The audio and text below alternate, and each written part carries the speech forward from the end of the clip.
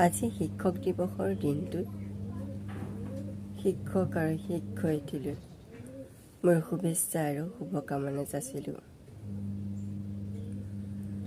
মই বৰ বেছি পঢ়া নহয়, কিন্তু যিকণ সময়লৈকে পঢ়িলোঁ সেই সময়কণত খুব মৰম দিলে মোক শিক্ষয়িত্ৰীয়ে।